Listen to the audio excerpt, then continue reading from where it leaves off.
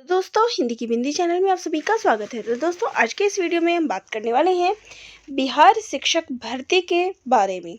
तो कक्षा 6 से 8 के लिए क्या सिलेबस रहेगा, तो देखिए इसमें आपका अगर मैं पेपर की बात करूं तो 3 अलग अलग विषयों से संबंधित आप कर सकते हैं। सामाजिक विज्ञान का आपका अलग होगा, साइंस वालों का अलग होगा। इसके बाद जो लैंग्वेज है यानी भाषा से संबंधित भी आप विषय को चुन सकते हैं कक्षा 6 से 8 के लिए। योग्यता की बात करूं तो इसके लिए आपका ग्रेजुएशन चाहिए प्लस आपका बीएड चाहिए। इसके अलावा अगर बात की जाए तो सीटेट पेपर 2 पास जो है आपका होना चाहिए, तब आप इसके लिए एलिजिबल हैं। ठीक है, तो यहाँ पर जिस सिलेबस की मैं बात कर रही हूँ वो है आपका भाषा से संबंधित, यानी कि जो लैंग्वेज सब्जेक्ट आप रखेंगे, सब्जेक्ट की बात हो रही है यहाँ पे। तो यहाँ पे देखिए 2 पेपर का पैटर्न होना है। मैं उस भाषा की बात यहाँ नहीं कर रही हूँ जिसमें आपको यहाँ पे क्वालिफाइंग मार्क्स की, यहाँ पे जो आपका विषय होगा उसके सिलेबस की मैं चर्चा करने वाली हूँ। जिस विषय से आप ये फॉर्म फिलअप करेंगे उसकी बात हो रही है। तो इसमें जो भी अभ्यर्थी हिंदी भाषा से कक्षा 6 से 8 के लिए अप्लाई करना चाहेंगे उनको क्या क्या सिलेबस जो है वो पढ़ना है, ये आज का विषय है। तो चलिए मैं टॉपिक्स आपको बता देती हूँ। तो सबसे पहले जो आपको पढ़ना है वो है हिंदी भाषा का विकास। इसके ऊपर बेस्ड जो प्रश्न उत्तर है वो आप करिएगा। हिंदी की कौन कौन सी उपभाषाएं हैं और बोलियां हैं, इन पर आधारित प्रश्न आप कर सकते हैं। पहले डिटेल देखिएगा और फिर प्रश्न उत्तर करिएगा। देवनागरी लिपि, उसका विकास, मानकीकरण, इससे संबंधित प्रश्नों को करिए। फिर आ जाते हैं व्याकरण के पोर्शन पे।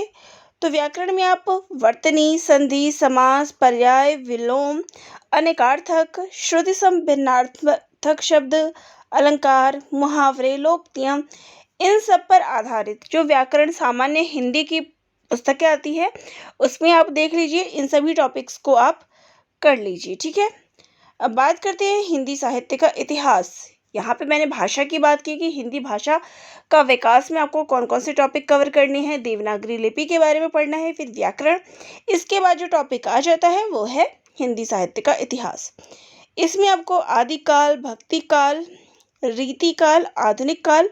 तो देखिए भक्ति काल की जब बात करते हैं तो इसमें निर्गुण और सगुण काव्य धारा आ जाती है। वहीं पे आधुनिक काल जो कि भारतेंदु युग, द्विवेदी युग, छायावाद, प्रगतिवाद, प्रयोगवाद, नई कविता, समकालीन कविता, ये सभी आधुनिक काल के अंतर्गत आ जाती हैं।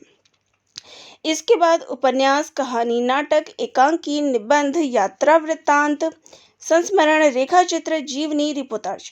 तो ये सभी टॉपिक जो है आपको कंप्लीट करने हैं।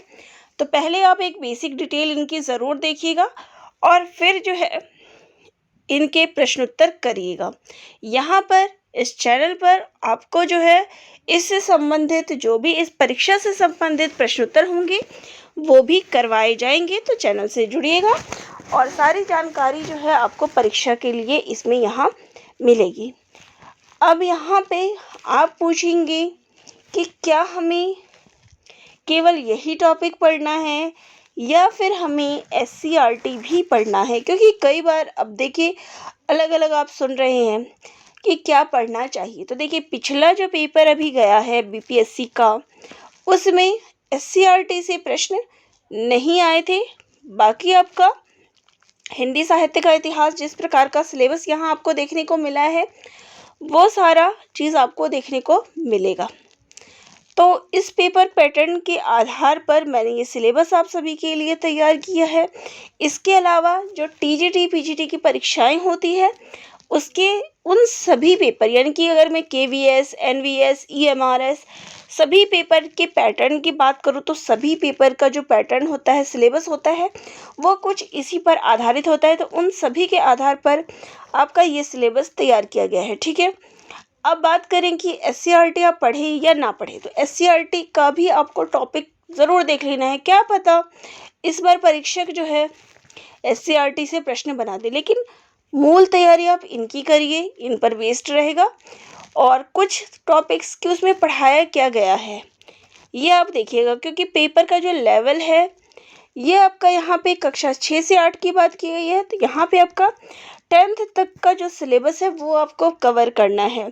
तो SCERT में जो आपके लेखक दिए गए हैं, उनकी रचनाएं हैं, ये सब पढ़िएगा, ठीक है। ये चीज़ें हो गई, तो इतनी तैयारी आपको ज़रूर कर लेनी है। तो ये था सिलेबस से संबंधित जानकारी। मैं आपको पुस्तकें भी बताऊंगी, लेकिन नेक्स्ट वीडियो में। तो इस परीक्षा की तैयारी के लिए चैनल से जुड़े रहिएगा। धन्यवाद। वीडियो अगर अच्छी लगी हो तो लाइक, शेयर और सब्सक्राइब भी कर दीजिएगा।